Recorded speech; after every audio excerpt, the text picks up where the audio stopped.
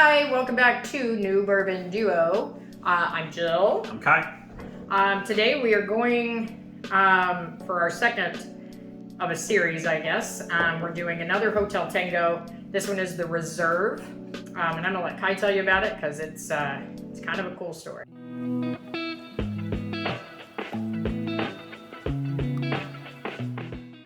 This is an interesting one. So this is Hotel Tango Reserve Batch 3. Each of the reserves are sourced, meaning that they did not distill it. So the bottles are gorgeous. They come in this canteen style, MRE, Army print. It's a veteran-owned company, and we love to support them. So it says Batch 3 on the front. On the back, it gives all the specifics. So it's a 6-year age stated. It's a wheated mash bill, 75 corn, 15 wheat, 10 barley.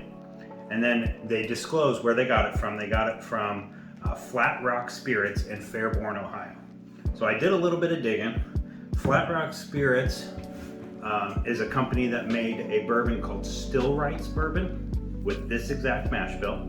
They announced in May of 2021 that they were going to close as part of an acquisition by Cincinnati Distilling Company. So their last batch that they released through the Ohio Liquor Agency was a 5.5-year age stated bourbon with this wheated mash bill. So now this is speculation. My guess is that they announced that they were closing in May. They were purchased by Cincinnati Distilling. Cincinnati Distilling bought the name Still Rights, plus the building, the grounds, all of that, and existing stocks. The existing stocks that they had been that 5.5 year and they were still aging. So they now have this 6-year-old whiskey.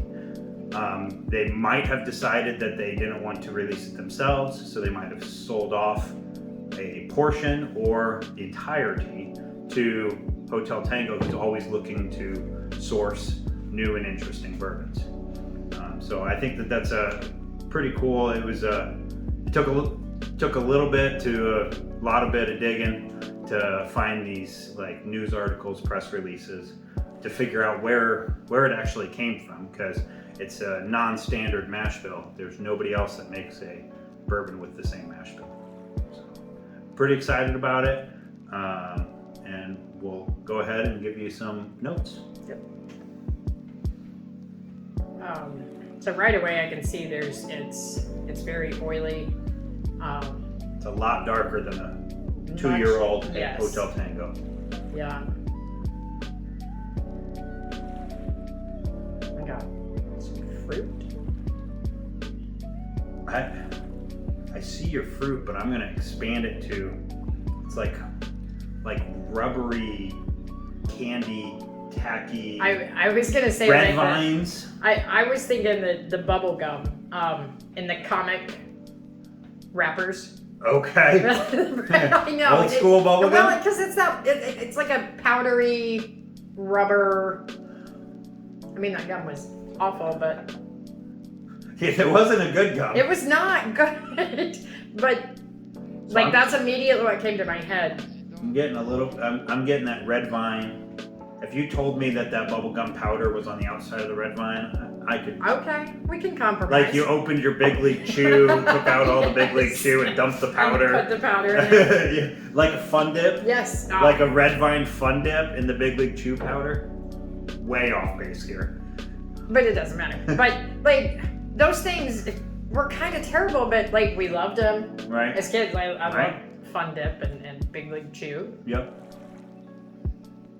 All right, we gotta taste it.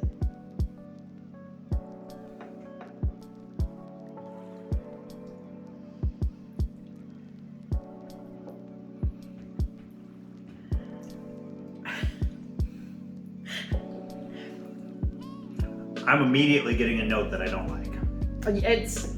There's a funk. There's a crafty funk on this. That is not in the regular Hotel Tango. Different distilleries, so the whiskey is totally separate. Yeah. But they're both being released by Hotel Tango. I think their 2-year is young, but It's got potential. It's not crafty. It tastes like a young bourbon. Yeah. This tastes like a dirty sock. I don't know if it's that I'm bad. just saying. I don't know if it's that bad. I mean, I don't eat a lot of dirty socks, but I don't know. So I think the red vines follows through for me to the palate a little bit. There's definitely a crafty funk to it.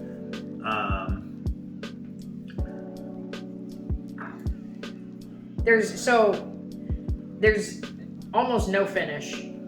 I don't get, like, it Agreed. doesn't stick around Yeah, not at all. And all joking aside, I still get kind of like not necessarily the Big League Chew or the awful bubble gum, but almost like a Play-Doh.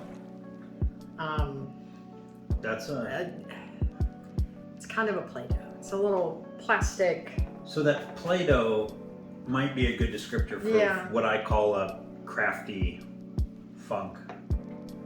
I haven't kind of played what with comes to Play-Doh. mind. I know. It's been a long I haven't time. played with Play-Doh in a long time. But it's not, again, it's not the worst that I've had. I would not go out of my way to drink it, to get it again. And I'm not even sure that a cocktail would, like, I don't know if it would do justice to a cocktail. I wonder if a cocktail could save it, or if it could add something, because it does have a different note than any other bourbon that you might put in a cocktail. I don't think I'm going to drink it. No. It's just going to sit for future comparisons. It's going to be a super cool thing to be like, hey friends, look at this cool, Right. look at this cool whiskey I have, and pass it out to your friends. Right. Take a couple bottles to a bottle share. That's right. This being one of them, and then take something that you actually want to drink as well and are willing to share. Yep. And then if you find anybody at the party that says, wow, that's really, really good, you say, you know what? You can have it. I Happy think birthday. It's a great idea. And they said, we don't even know each other. It's still your birthday. Doesn't matter. That's Still right. your birthday. Yes. We're just very giving like that. Reserve Batch 2, I didn't even try it because it was sourced from George Dickel. Okay. And I wasn't super interested in younger George Dickel. I have the bottled in bonds. I like those. Those are definitely above average. And for their age, it's a great value. But I think that their other stuff I try to steer clear of. And this is an MSRP of $59.99. And so for $60 on the last batch, I decided it was a definite pass. On this batch, I was really excited when I saw the unique mash bill.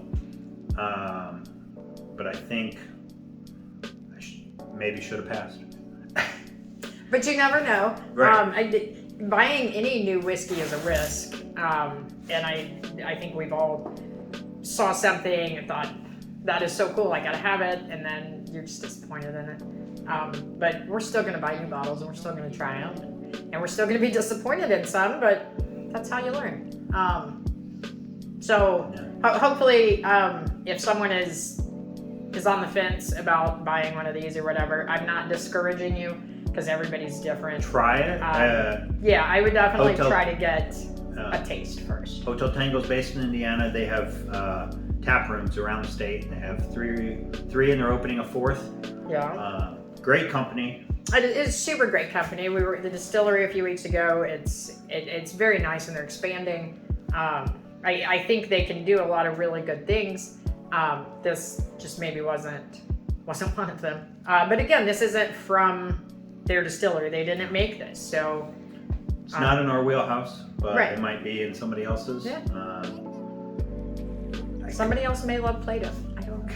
It's possible. Score-wise, I mean, I'm down in the 2 or 3. It's because it's pretty low. It's not something I want to drink. No. So this is, as long. I mean, we haven't been in it long, but since we've done videos, this is definitely the lowest scoring. Oh, by a large margin. By a huge margin. Now, everything else that we reviewed, we knew that we were going to like. And this was new. Opened this like 3 to 4 weeks ago.